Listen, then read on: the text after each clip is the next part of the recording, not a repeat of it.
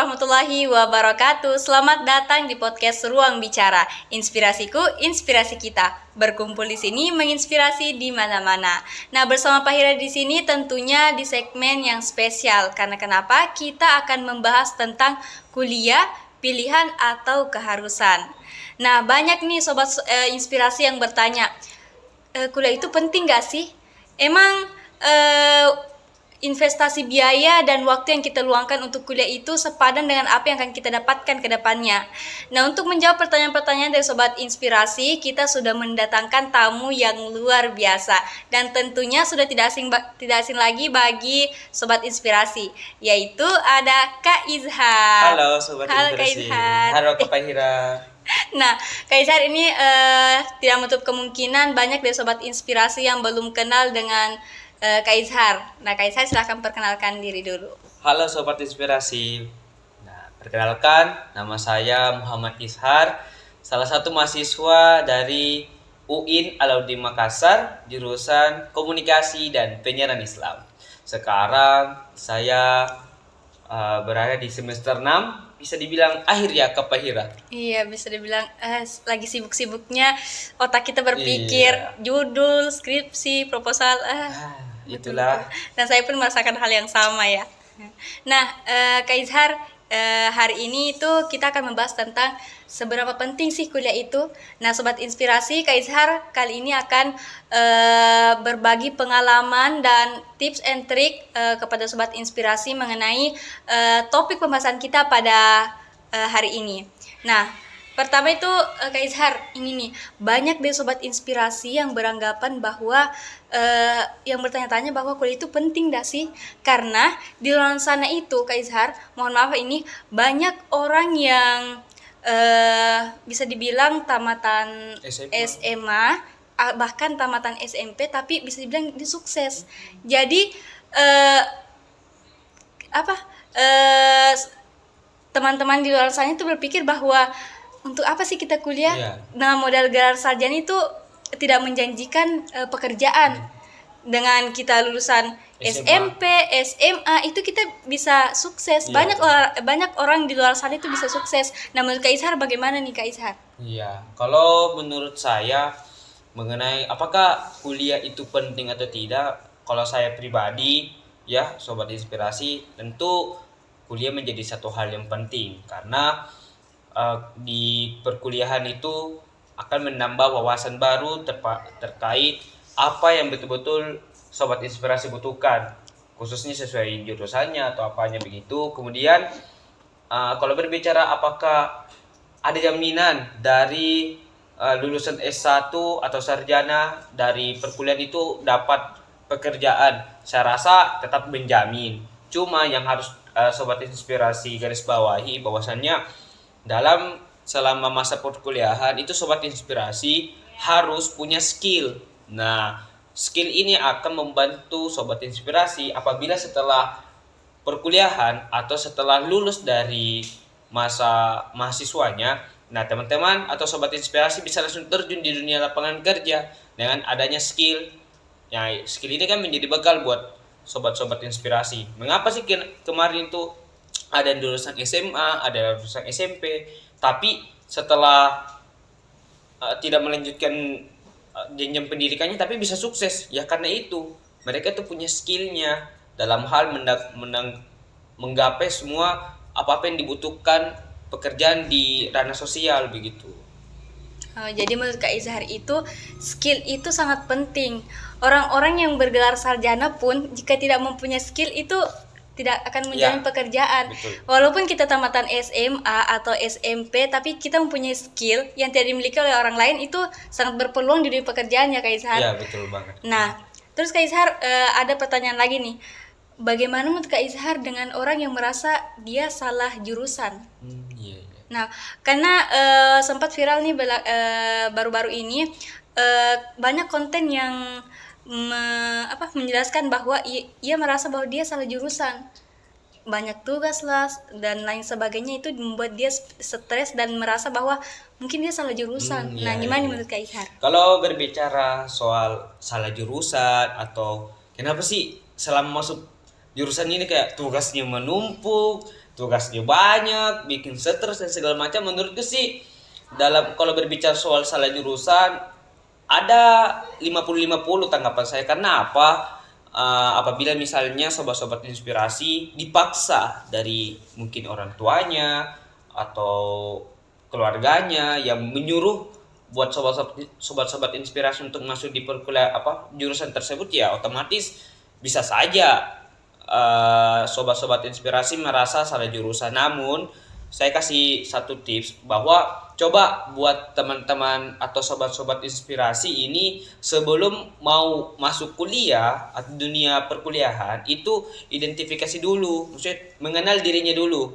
Sebenarnya saya ini minatnya di mana? Apakah saya minatnya di perihal sastra, minatnya saya di bagian arsitektur, atau minat saya di arah media? Kan ketika kita bisa identifikasi apa keinginan kita atau apa keahlian kita, otomatis sobat-sobat inspirasi itu bisa menentukan mau masuk jurusan mana. Dan kalau misalnya teman-teman, saya juga kasih satu tips lagi buat teman-teman yang sudah terlanjur masuk dalam zona yang katanya salah jurusan, itu coba teman-teman atau sobat-sobat inspirasi itu nikmati dulu.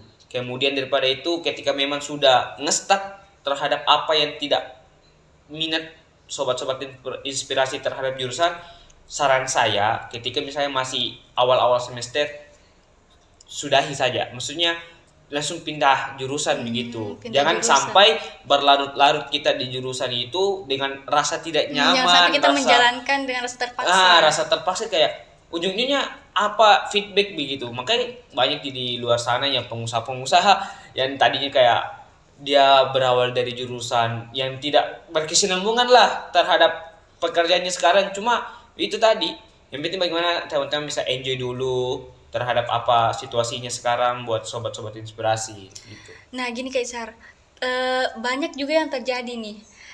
Dia sudah tahu, dia sudah mengidentifikasi bahwa dia akan masuk jurusan ini dan dia merasa cocok. Akan tetapi dia terpaksa memilih jurusan lain karena kemauan orang tua. Iya. Nah, gimana nih menurut Kak Izhar? Dia terpaksa mengikuti kemauan orang tua karena nggak mau dong durhaka sama orang tua. Jadi terpaksa dia mengorbankan cita-citanya, mimpinya untuk masuk jurusan ini karena dia lebih memilih untuk masuk jurusan yang diinginkan sama orang tuanya. Gimana tuh Kak Izhar? Kalau melihat dari situasi tersebut sih bisa saja nih Kak Pahira. Orang tuanya lebih tahu lebih tahu bakat dari anaknya tersebut. Contoh, ternyata anak ini lebih mahir dalam hal hitung-menghitung, perkalian dan segala macam, tapi anaknya maunya ke ranah multimedia dan segala macam. Cuma kan ini kan orang tua, pasti semua orang tua cuma mau niat baik terhadap anaknya agar anaknya sukses, anaknya bisa berhasil ke depannya atau melebihi orang tuanya. Cuma itu tadi yang saya sampaikan buat sobat-sobat inspirasi, bangun komunikasi dulu, identifikasi atau sadar diri terhadap kemampuan dan minat sobat-sobat inspirasi itu maunya kemana untuk masuk di dunia perkuliahan, agar kiranya itu tidak terjadi lagi kasus-kasus salah jurusan dan segala macam. Cuma kalau misalnya sobat-sobat sudah berada di situasi salah jurusan, itu tadi tidak ada yang tidak mungkin dalam pembelajaran di kuliah itu yang hasilnya negatif. Iya, betul. Karena apabila teman-teman bisa ambil petik-petik intisari dari pembelajarannya, itu pasti akan ada feedback yang akan sobat-sobat inspirasi dapatkan menurutku. Oke. Nah, kayak saya pun sempat nih ya ngerasa salah jurusan. Kan saya tuh masuk kuliah itu juga karena ngikut sama teman-teman. Nah, karena saya mau kuliah santai gitu. Saya pikir masuk di jurusan ini mungkin bisa santai, tapi ternyata pas awal-awal itu saya merasa aduh berat banget, mungkin saya salah jurusan. Tapi lama kelamaan karena saya menjalaninya dengan ikhlas, enjoy. Nah, betul. Itu membuat saya menemukan bahwa ada untungnya saya masuk di jurusan ini. Nah, selanjutnya Kak Izhar, kuliah itu mahal. Mahal Kak Izhar ya. Ya, ya. Mahal kan? Ya. Nah, pemerintah itu belum mampu untuk membiayai semua mahasiswa. Iya, Itu iya. faktanya. Nah, salah satu cara untuk kita bisa bertahan kuliah, mohon maaf ini seperti kita yang dari kalangan yang kurang mampu, itu salah satu caranya itu mencari beasiswa. Iya, iya. Nah, Sobat Inspirasi perlu ketahui bahwa Kak Izhar ini adalah salah satu penerima beasiswa. Tepuk tangan untuk Kak Izhar. Nah, bisa ceritain dong Kak Izhar, bagi tips and trik sama Sobat Inspirasi, gimana sih caranya untuk mendapat beasiswa? Ya.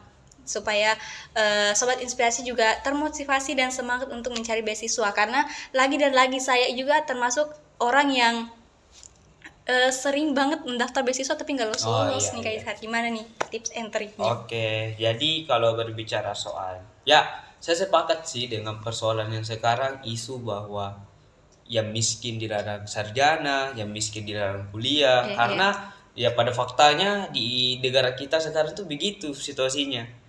UKT atau uang kuliah tunggal itu meningkat, SPP meningkat, karena Hampir adanya setiap tahun selalu meningkat ya Kak betul. Izhar. Makanya salah satu tips untuk bertahan pada situasi seperti ini adalah memanfaatkan yang adanya beasiswa. Makanya alhamdulillahnya saya diberi rezeki pada Allah untuk mendapatkan beasiswa. Jadi bagaimana sih kunci untuk kita mendapatkan beasiswa? Buat sobat-sobat inspirasi, agar kiranya itu banyak sekali beasiswa yang keluar ketika kita menjadi mahasiswa. Jadi bagi mahasiswa ini banyak banget pastinya beasiswa. Iya. Untuk semua mahasiswa, bukan hanya di kalangan mahasiswa, bahkan di SMA pun ada juga beasiswanya ya Kak. Iya, iya. Nah, untuk Sobat Inspirasi yang penasaran gimana sih caranya untuk dapat informasi mengenai beasiswa, nah kita akan menampilkan beberapa platform atau media sosial informasi mengenai beasiswa. Nah, pertanyaan terakhir buat Kak Izhar. Kira-kira Kak Izhar punya nggak sih ekspektasi terhadap diri sendiri kenapa bisa memilih untuk kuliah? Kenapa Kak Izhar bisa dilihat nih sekarang skill Kak Izhar itu seperti apa, luar biasa public speakingnya dan segala macam itu. Kak Izhar punya itu dari dulu ya, tapi kenapa Kak Izhar bisa memilih untuk kuliah? Nah, kenapa itu Kak Izhar? Iya, kalau bilang persoalan kenapa mau kuliah dan apa ekspektasi saya sampai harus kuliah, pertama alhamdulillah orang tua saya itu sebagai perintis di keluarganya, maksudnya kayak mereka lah yang mengubah ekonomi keluarganya masing-masing, baik itu bapak saya, mama saya.